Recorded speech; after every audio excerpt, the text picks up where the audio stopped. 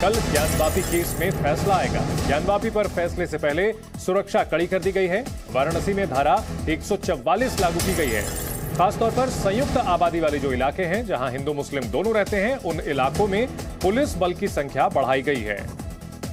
ज्ञानवापी को लेकर के सुनवाई लगातार जारी है और इस मामले में दोनों पक्षों की दलील पूरी हो चुकी है। मेंटेनेबिलिटी को लेकर के ये अहम फैसला कल आना है।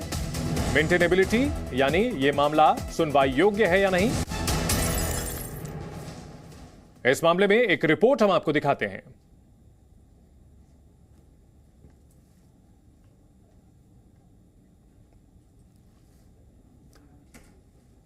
ज्ञानवापी पर कल अहम फैसला आना है।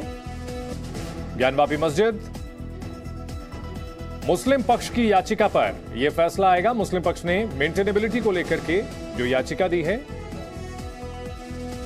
1991 के पूजा स्थल विधेयक का उल्लंघन बताया गया है। इस पूरे मामले को जिला जज तय करेंगे कि जो सर्वे वो सही है या नहीं।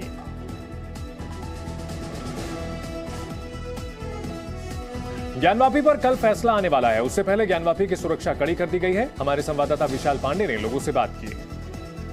12 सितंबर को ज्ञानवापी को लेकर जिला जज की तरफ से फैसला आएगा। हमारे साथ हिंदू पक्षकार ज्ञानवापी मामले के सोहनलाल आर्य हैं, जो कि सबसे पहले बाबा मिल गए अपने बयान से सुर्खियों में आए थे। सोहनलाल जी, बाबा मिल गए आपने अपनी आंखों से देखा था, लेकिन 12 सितंबर को फैसले को लेकर क्या उम्मीद है और किस बात को लेकर फैसला आने वाला है? फैसला यही हम पूर्णतः आशान्वित है और यह फैसला हिंदू समाज की ओर से, मंदिर समर्थकों की ओर से यह फैसला आएगा।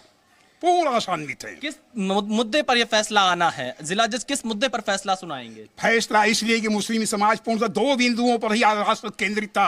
पहला 1990 वर्शिप एक्ट और दूसरा वक्फ बोर्ड। दोनों ही बिंदुओं पर मुस्लिम समाज पराधीन हो रहा था और दोनों ही बिंदुओं पर उसके दिए गए सारे तथ्य, सारे दस्तावेज, सारे प्रमाण गलत साबित हो रहे थे। यहां तक कि एक 19 मुकदमा नंबर 62 1933 में दीन मोहम्मद वाले ने उसने स्पष्ट कहे थे कि पूरे ज्ञानवापी परिसर में हमको नमाज पढ़ने की अनुमति दी जाए, कि हम और नमाज पढ़ने की अनुमति दी जाए। जब उसमें अंग्रेजों का जमाना था, उसमें कि हम वक्फ बोर्ड में जो है, लेकिन उस समय कोई भी प्रमाण वक्फ बोर्ड का नहीं दे सके, जिसके कारण उनकी पराजय हुई और 1944 में हाई कोर्ट गए। हाई कोर्ट में भी वह जो वक्फ बोर्ड का प्रमाण नहीं दे पाए, जिससे वहां भी पराजय हुई। कहने का मतलब शुरू से ही लेकर अंत तक वक्फ बोर्ड कोई भी कागजात प्रस्तुत नहीं कर पाए।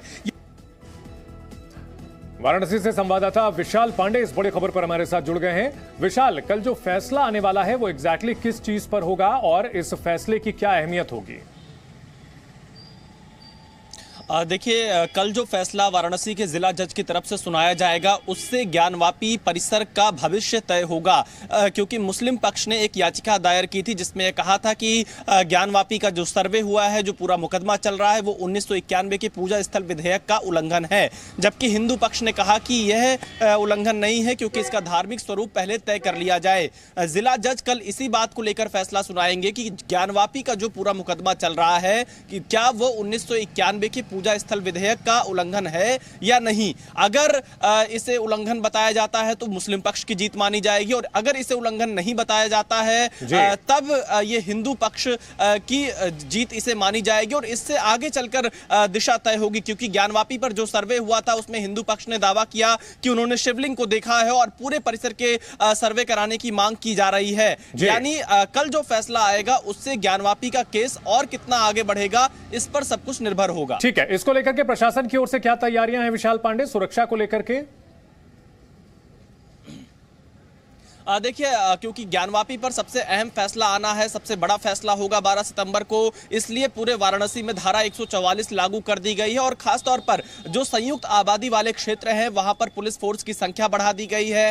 पूरे शहर में पुलिस की पेट्रोलिंग बढ़ा दी गई है। इसके अलावा जो दोनों पक्ष हैं, हिंदू और मुस्लिम, सभी पक्षकारों से यह अपील की गई है कि किसी प्रकार के भड़काऊ बयान न दें, शांति बनाए रखने में प्रशासन की मदद करें। और इसीलिए आज एक कार्यक्रम भी यहाँ पर हिंदू पक्ष का होना था, जिसे कैंसिल करा दिया गया है। फिलहाल 12 सितंबर को फैसले से पहले कोई भी कार्यक्रम यहां पर धार्मिक आधार पर करने की अनुमति प्रशासन की तरफ से नहीं दी गई है। बिल्कुल, और इस बीच अगर बात की जाए माहौल की, वाराणसी की बात की जाए, तो आमतौर पर काफी यहां पर सौहार्द दिखता है। लेकिन पिछली बार जब सुनवाई चल रही थी और इस मामले को लेकर के दोनों पक्ष आमने सामने आए थे, क्या सब कुछ सामान्य दिख रहा है या हल्का तनाव दिखता है?